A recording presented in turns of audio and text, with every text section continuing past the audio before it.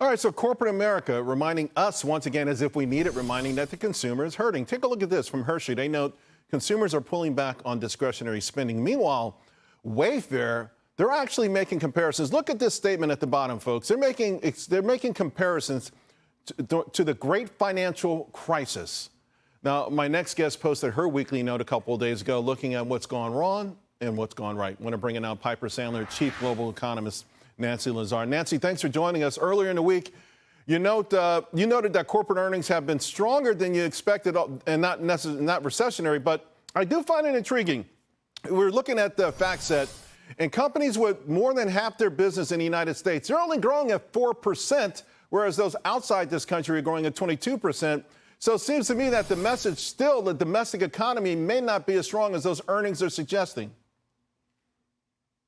I definitely agree with that. I look at earnings from an economic perspective, and absolutely the headline number for 2Q is coming in on the stronger side. But I pull them apart, and I only could find 3, maybe 4 areas that are really helping to boost the economy. Not surprisingly, defense, artificial intelligence, and Wall Street, investment banks. I might add retailers, online retailers to that list. But then I have 12 other sectors in the consumer space alone that are really, really struggling. Autos, we think there's going to be, we're going to get auto sales today for July. They might be up a little bit from June because of some technical issues in June, but they've been basically flat for the past year. We think auto inventories are at record highs by a wide margin. We have excess inventory in the auto space, and so we're thinking we're going to get a decline in price.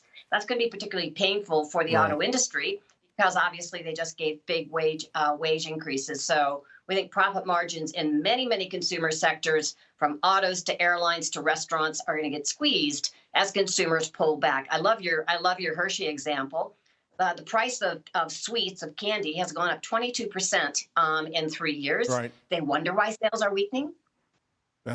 Hey, by the way, we're going to show your list, right? Your echo message that you're getting from pulling these apart. Again, to your point, three areas of strength: defense, AI, investment banking, and 19. Golly, I mean, this covers a wide swath of areas. So it sounds like, I mean, if you're looking at this just from my perspective and the viewer's perspective, it seems like recession could be right around the corner.